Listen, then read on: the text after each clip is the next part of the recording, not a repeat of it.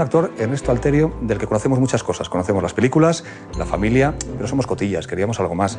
Así que hemos acompañado a Ernesto Alterio de compras. En cualquier lado que estoy me meto en una librería y me quedo bastante tiempo. Estuve estudiando francés en una escuela que un método extrañísimo, te ponían con cascos El Principito todo el tiempo.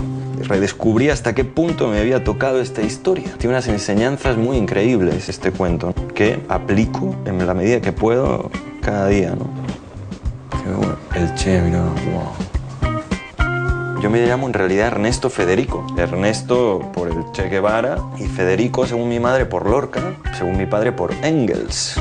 Luego fue una de las cosas que cuando mi padre le amenazaron de muerte, pues tuvo que ir del país, que le echaron en cara, que me había puesto Ernesto por el Che Guevara. O sea que en realidad fue culpa mía. Increíble, mira, qué buenas fotos en Nueva York. Acá, ¿qué hay? Aventuras, ciencia ficción, negro, policíaco. Hay de todo aquí. ¿Dónde están los Houston? Ahí, John Huston.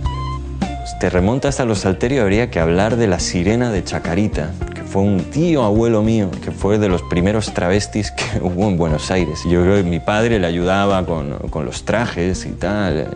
Una de las cosas que decía mi padre es que cuando ves una película tuya que has hecho con el tiempo, es como que siempre he estado más flaco. En mi caso siempre he tenido el pelo más negro. De momento no llevo tan bien últimamente algo que es inherente a mi profesión, pero que tiene que ver con estar supeditado al encargo, que lo acepto y tal, pero sí que tengo ganas como de contar mis propias historias a mi manera, ¿no? Así que a ver qué habría que poner. Director Ernesto Alterio, cámara, no sé. Pero bueno, es un deseo al cual le digo acción. ¡Chac!